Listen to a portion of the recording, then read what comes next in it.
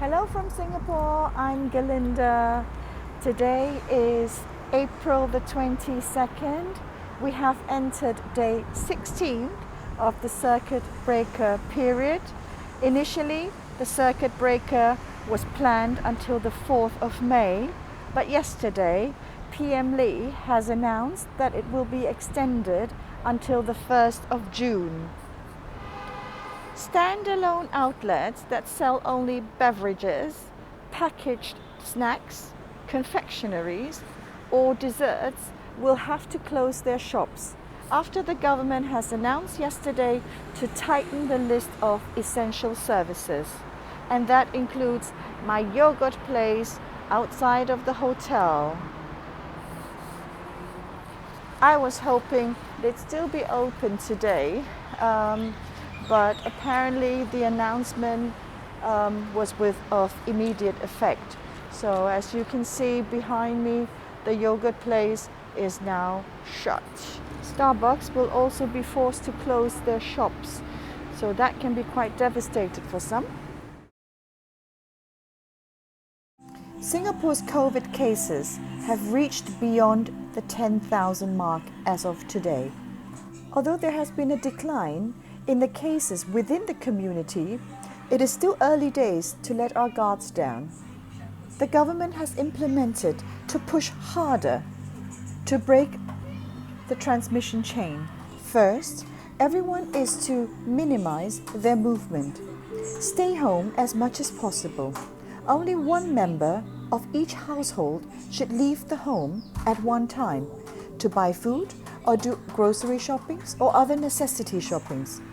Do it alone. Second, access to popular areas where people are still gathering will be tightened. Example, the wet market and supermarkets. There will be a new control system put in place to limit access to these places. Third, more workplaces will be closed, and the list of essential services will be re-evaluated. The aim is to reduce the number of essential workers still out and about.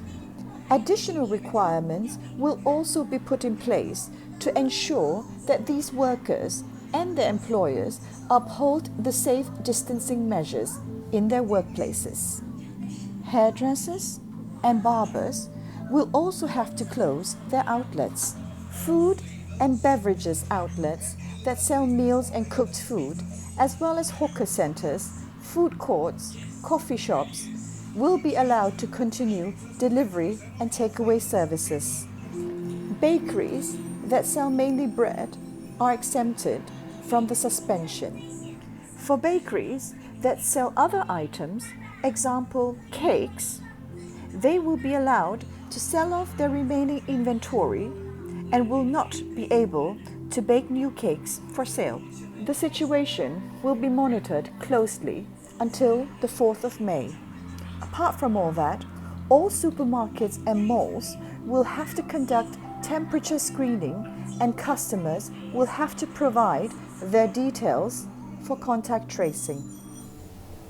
I would like to say thank you to all those who have reached out to me after watching my video from yesterday and were concerned about my mental health. I'm okay.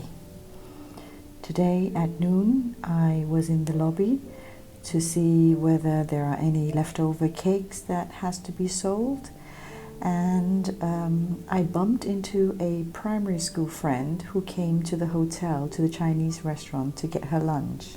I've known this friend, Gyok Xiang, since we were 7 years old.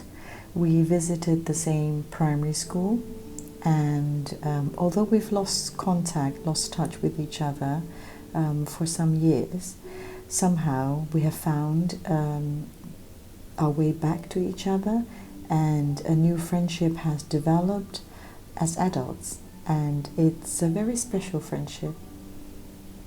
I have to add that I actually feel very grateful that I'm in Singapore, and I'm sure the situation will be controlled, and I have trust and faith in the Singaporean government.